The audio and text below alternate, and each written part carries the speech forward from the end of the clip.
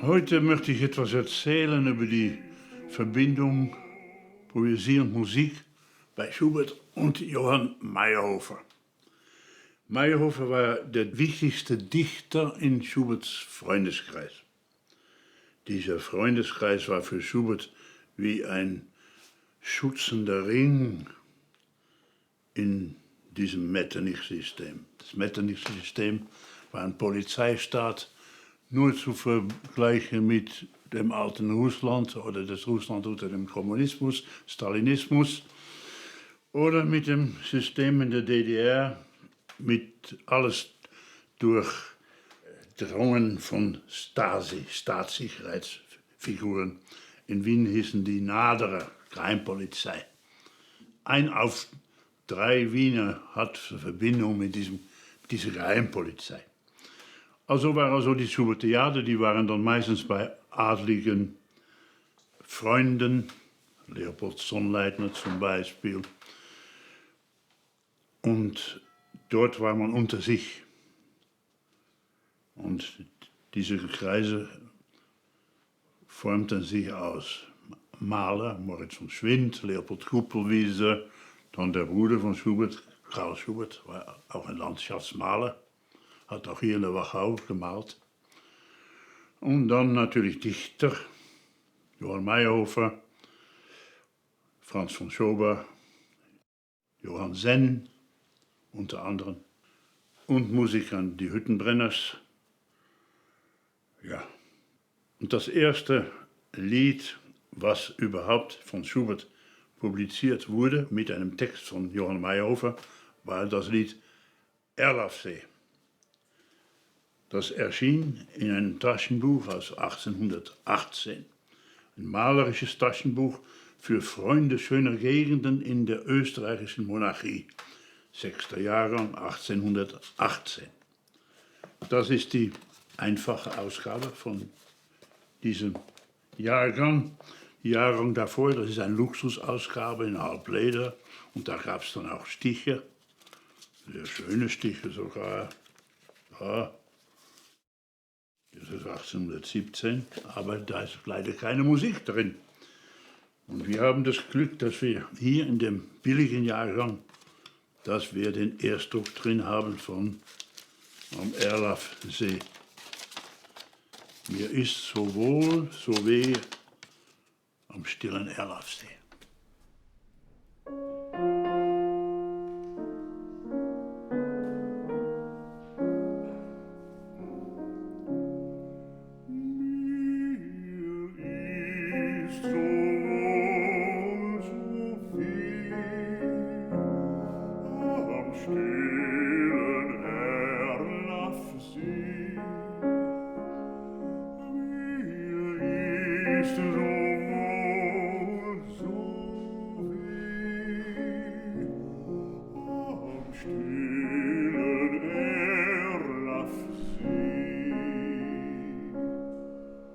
Es gibt ein Rätsel.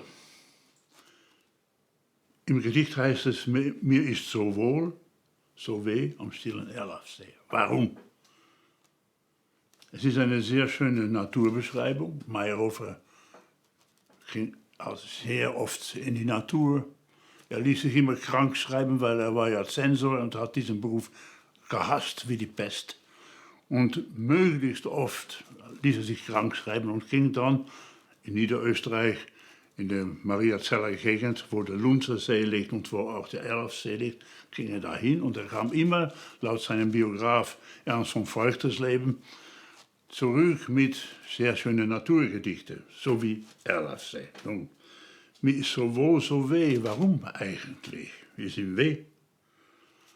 Freund Schubert hat den Grund, warum ihm weh ist, weggestrichen. Das war ihm zu kompliziert. Er wollte einfach das schöne Naturbild komponieren. Aber was steht denn eigentlich noch in diesem Gedicht, was Schubert nicht vertont hat? Feenbild, was willst du mir? So umspinnst du mich auch hier? weiche aus dem Land der Hirten. Hier gedeihen keine Myrten, Myrten Symbol für Vereinigung in Liebe. Schilfgras nur und Tannenwucht grenzen diese kühle Bucht. Er kriegt eine Vision von einem Feenbild. Das kann eine Muse sein, es kann aber auch eine Geliebte sein, die irgendwo ist. Ach, weine nicht, du süßes Bild, der Wellendrang ist bald gestillt, und glatter See und Lüfte lau erheitern dich, du Wunderfrau. Also eine Wunderfrau, das muss eine Muse sein. Und dann sagt er, des Sees Rand umschlingt ein Band aus hellem Grün gewunden. Das Band, ein Fluss, das ist die Erlaf, der kleine Fluss. Dann treiben muss die Sägemühlen unten. Und ja, ich kann mir vorstellen, der Schubert hatte keine Lust, eine Sägemühle zu komponieren. Das hat er später gemacht, bei Wilhelm Müller, bei der schönen Müllerin. Unwillig krümmt er sich am Steg von seiner schönen Mutter weg und fließt zu fernen Gründen, der Fluss. Wirst Liebe auch mit milder Hand des Sängers ernstes Feenland mit Blütenrot umwinden? Fragezeichen. Also das heißt, Mayrhofer hat Existenzangst, er hat Angst für die Zukunft. Und darum ist ihm weh. Das ist der Grund, warum das so ist. Und der Schubert, der liebte überhaupt nicht dieses Spintisierereien, sondern was sagt er zu Mayrhofer in einem Brief? Hör auf zu kränkeln, Mayrhofer, wenigstens zu medizinieren, dann kriegt sich das andere von selbst.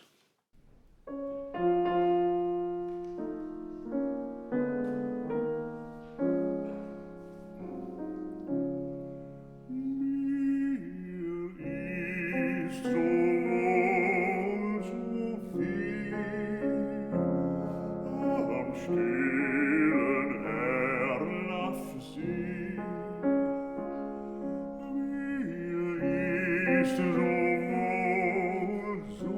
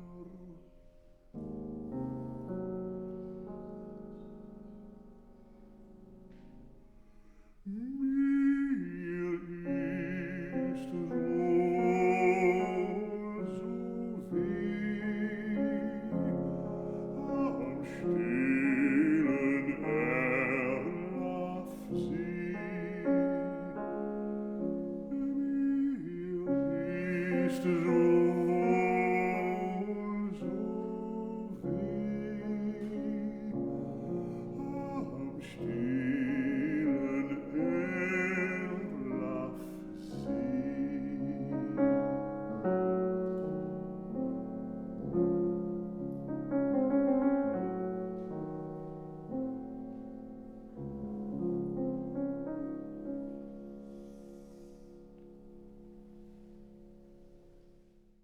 Das Nachspiel. Ja, da da di, da da da da da da da di, da da. Und dann als echt Opus verschenen, als Opus 8. Und da ist een andere Versie, da heißt es ja da da di, da da da da da da da di, ja da. Und das ist auch eine Originalquelle, weil das ist der offizielle erste Druck, die verkauft wurde. Und Schubert hat da sicher Korrektur gelesen. Da bin ich mir sicher. Also man kann mit anderen Worten beides aufführen.